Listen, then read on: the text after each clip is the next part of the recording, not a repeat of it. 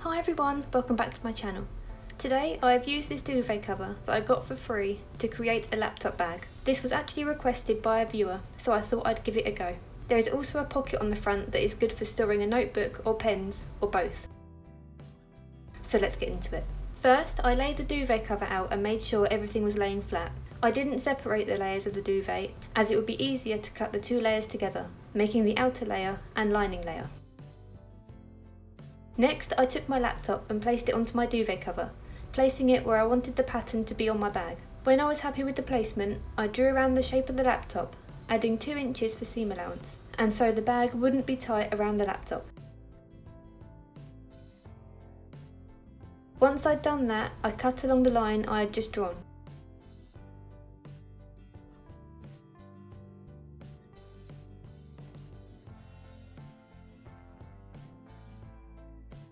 I had something that looked like this. I then needed to cut out another piece for the other side of the bag. I placed this piece onto the duvet cover where I wanted the pattern of the other side of the bag to be. I then cut around this piece of fabric.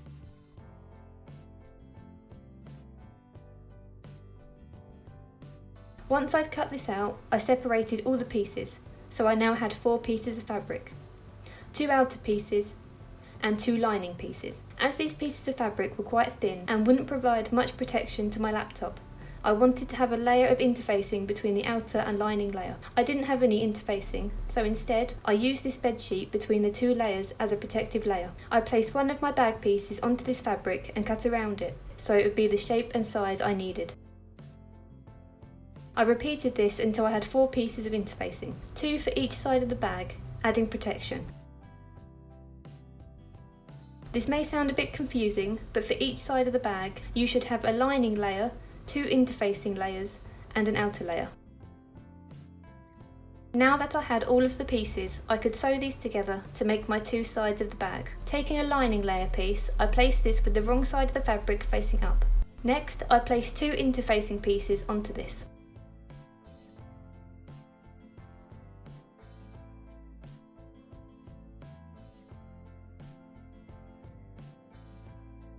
I then placed one outer layer piece on top of the interfacing, with the right side of the fabric facing up, and made sure all of the layers were laying flat. I then pinned these 4 layers together around all the edges.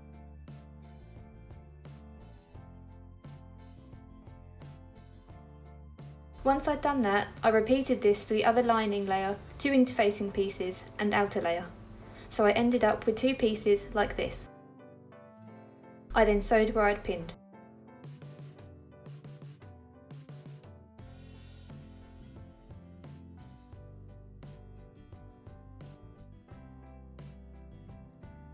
I now had my 2 bag pieces. Next, I made the pocket for the bag. Taking one of my bag pieces, I worked out where I wanted the pocket to sit. I then measured this so I knew how big the pocket would be. My measurement was 10 inches wide and 8 inches long, but you can make the pocket as big or as small as you want it to be. I wanted the pattern on the pocket to be the same as the pattern on the bag. Taking the rest of the duvet cover, I measured and marked out my pocket piece that was 10 inches wide and 8 inches long. I then cut this out. I kept the 2 layers of the fabric together to make the pocket a bit more sturdy. Next, I turned this piece of fabric over so the wrong side was facing up. I then folded all the edges in 1/4 inch and pinned these in place. This would give the edges of the pocket a need to finish. Once everything was pinned in place, I sewed where I'd pinned.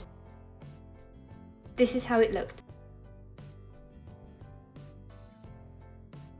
I wanted my pocket to have some sort of fastening on it, so nothing would be able to fall out of it. I decided to use Velcro for this, but you can use something different if you wanted to. The Velcro I'm using is an iron-on version, which makes it easier to attach, and there won't be any stitches on show on the pocket.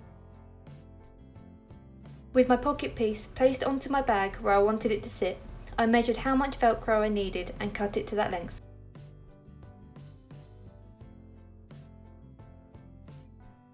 I placed my first Velcro piece on top of the pocket, just so I knew where it needed to be. Once I was happy with where it was sat, I removed the pocket so it was sitting on the bag piece and pinned this in place.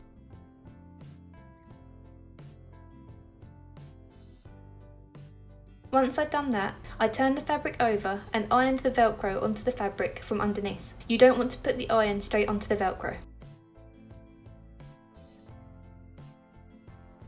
I then repeated this for the pocket piece, and I could now attach it to the bag piece. Taking the pocket piece, I placed this onto the bag with the Velcro on the two pieces lining up. I then pinned the pocket in place.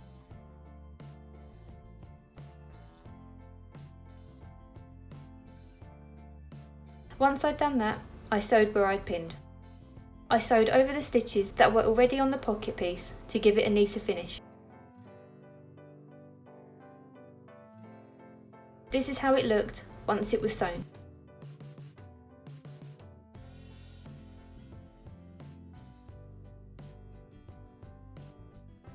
On to making the handles. From my fabric, I cut out 4 pieces that were 13 inches long and 4 inches wide. 2 pieces are used to make one handle.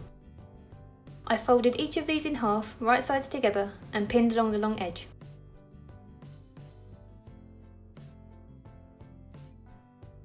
Once I'd done this for all 4 pieces, I sewed where I'd pinned.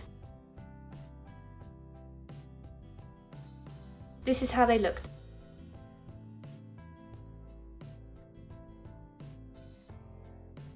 I then turned all of these pieces inside out so they would now be the right way round. I used a safety pin to help me do this.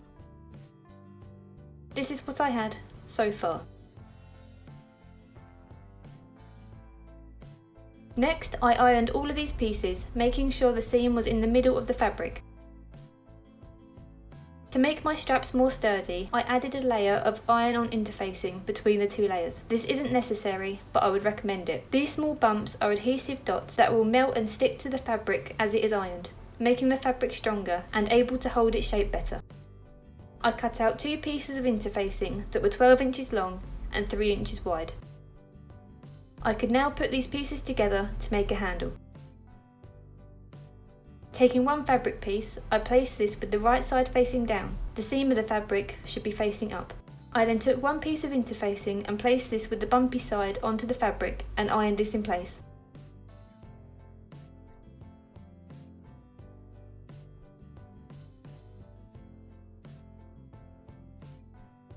Once I'd done that, I took the second fabric piece and placed this onto the interfacing, with the right side facing up. The seam should be against the interfacing.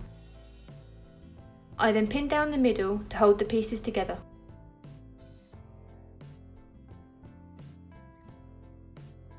I then repeated this for the second handle and sewed down the edges of each piece.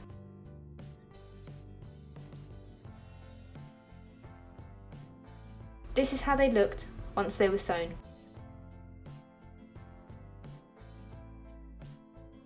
I now needed to attach the handles to each bag piece.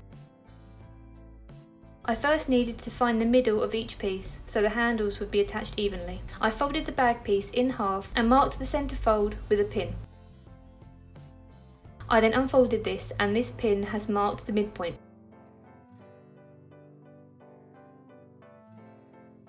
From the midpoint I measured 2.5 inches out, and this is where the end of the handle will sit, with the right side of the handle facing down and the bottom edge of the handle lined up with the top edge of the bag. I placed the centre of the handle at the 2.5 inches mark and pinned this in place.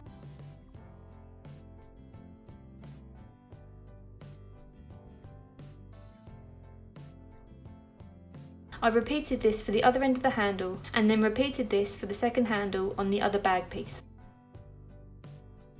Once everything was pinned in place, I sewed where I'd pinned.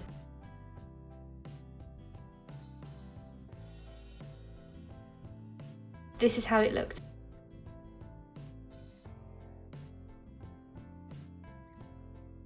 Next, I needed to attach the zip. The zip I am using is from an old jacket. I started by unzipping the zip as it would be easier to attach this way. With the wrong side of the zip facing up, I placed the right side of the zip onto the left side of the bag, so once the zip was turned over, it would be the right way round. To attach the zip, I lined the edge of the zip up with the edge of the fabric and pinned this in place all the way along the top edge. Once this side of the zip was pinned in place, I sewed where I'd pinned. Before I started sewing, I changed the foot on my sewing machine to a zipper foot. This isn't necessary, but it would make it a lot easier to attach the zip. This is how it looked once it was sewn on. I then needed to attach the other side of the zip to the other side of the bag. I placed the side of the bag with the zip attached to on top of the second piece and pinned the zip in place onto the second piece, again with the edge of the zip lining up with the edge of the fabric.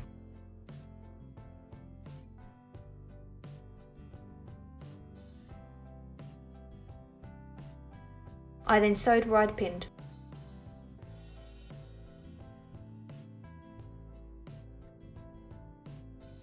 This is how it looked with the zip attached.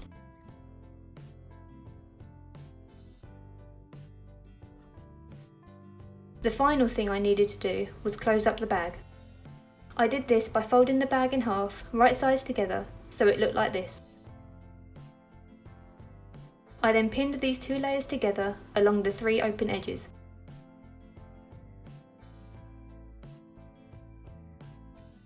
I then sewed where I'd pinned. I made sure to change the foot on my sewing machine back to the normal one before I started sewing.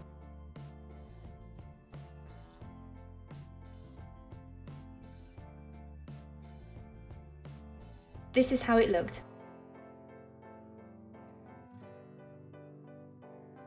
I then unzipped the bag and turned it inside out so it was now the right way round. Once I'd done that, the laptop bag was complete, and this is how it looked. I first made sure that the laptop would fit inside the bag. It did, with plenty of room for the charger too.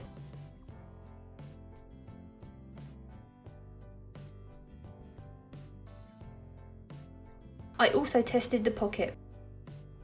This was the perfect size for my notebook and a couple of pens, with extra space for a couple more small items if needed. I was really happy with how this laptop bag looked, and as I used the laptop itself for a pattern, this bag can be made to any size you need. I hope I have helped those who have requested this, and if there is anything else you'd like me to make in the future, feel free to leave a comment below. Thank you for watching, and I'll see you in the next video.